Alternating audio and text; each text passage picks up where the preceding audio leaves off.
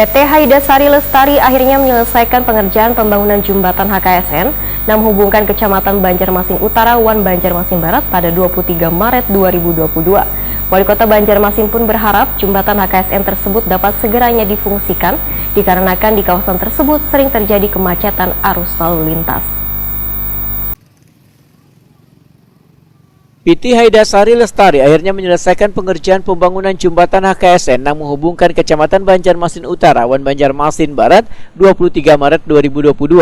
Wali Kota Banjarmasin Ibnu Sina Wahyutakuni Primativi Baisukan Selasa 29 Maret 2022 berharap jembatan HKSN tersebut dapat segeranya difungsikan dikarenakan di kawasan tersebut sering terjadi kemacetan arus lalu lintas. Ibnu Sina menghimbau warga sekitar harus bisa menjaga jembatan tersebut dengan baik, yaitu memastikan kebersihannya dan keamanannya agar kada disalahgunakan oleh oknum yang kada bertanggung jawab. Menurut Ibnu Sina, pembangunan jembatan HKSN ini sempat terkendala namun akhirnya bisa dirampungkan, bahkan anggaran untuk membangun jembatan tersebut hanya sekitar 67 miliar rupiah.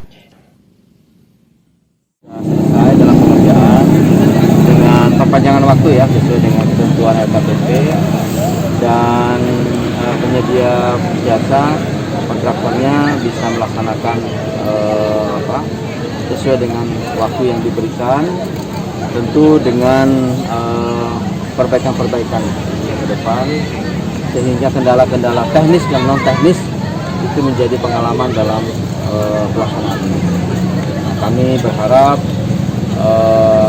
fasilitas jembatan ini bisa difungsikan dengan segera sehingga masyarakat di Banjarmasin Utara terutama yang melintas di jalan HKSN itu tidak lagi terjadi kemacetan. Tapi harus dijaga, jangan sampai nanti hilang apa. Nanti saya pasang lampu di situ, lampunya hilang lagi, ya kan? Kabelnya dicuri misalnya. Nah, oleh karena itu kita jaga, kita rawat sama-sama.